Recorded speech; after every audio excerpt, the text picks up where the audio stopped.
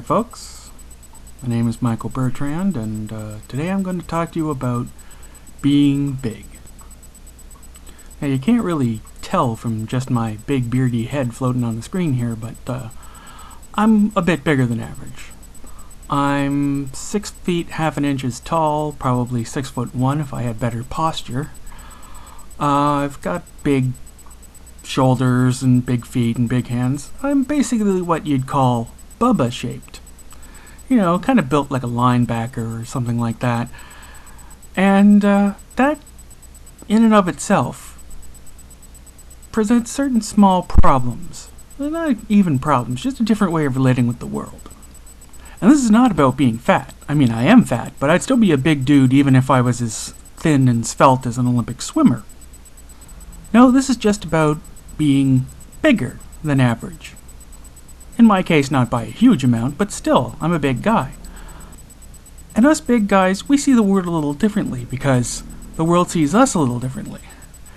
See, the reason some of us become gentle giants is that we learn, often unconsciously, that it's easier for us to scare people. This is especially big men I'm talking about. We're inherently just a little more frightening. We loom over people, especially women. We tend to be kind of louder, just because we have bigger lungs and a bigger presence. We just take up space. That just gives us presence just by sheer volume of person. And that means that just like, say, a woman firefighter might have to work twice as hard just to prove herself to be as good as the guys. More historically, the black officer in the military has to work twice as hard just to prove that he's as good as the rest of them. I think that us big people, in a sense, have to be twice as nice or twice as non-threatening in order to just not spook people. And that creates an odd sort of mental environment. Not a really bad one. I mean, making people more gentle is hardly a bad thing. But it does give one a certain perspective on things. And it means that there are things that you can't do as easily as other people. Because you're a little scary. You can't just say, run up to people and hug them as easily as a normal-sized or petite person might, because unless they know you real well, that's kind of frightening. You can't dance, because generally dancing doesn't exactly suit us of the more elephantine persuasion. And again, I'd still be a big, thundering son of a bitch, even if I wasn't fat. Might not be as thundering, but still. Another thing about being big is that the world is not quite designed for you. I mean, this is true of everyone who's off the average, and I made the mistake once of comparing my issues with being larger than average with a friend who is, shall we say, jockey-sized. His issues with being small. I'm sorry I ever even did that, because I can't imagine what it's like being tiny and male. But still, there are certain little annoying things about being taller than average. And bigger than average. Airline seats are not designed with you in mind.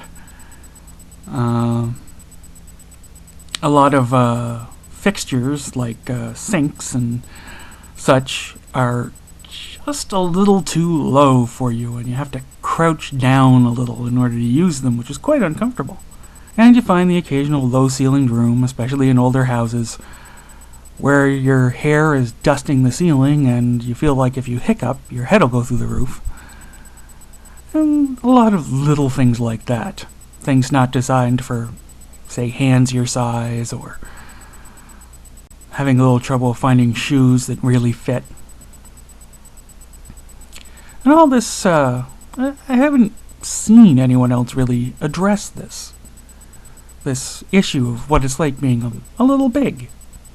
I mean, again, I'm just 6 foot and a bit, so I'm hardly in, say, Shaquille O'Neal territory or something like that.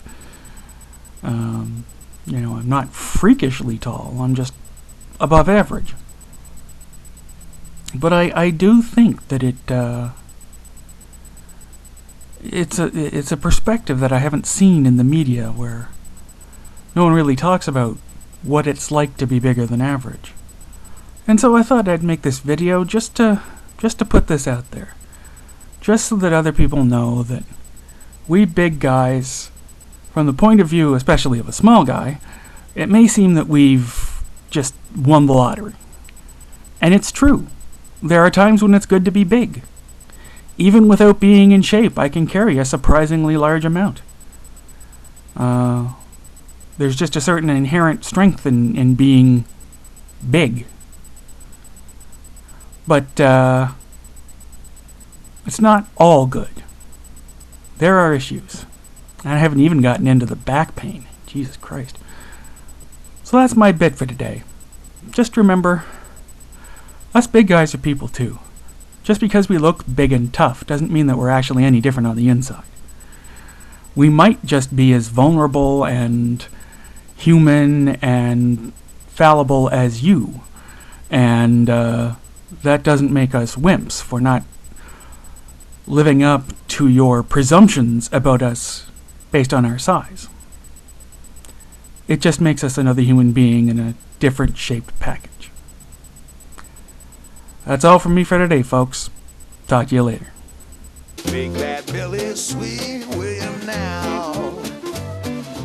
Married life done changed him somehow. He's the man the town used to fear.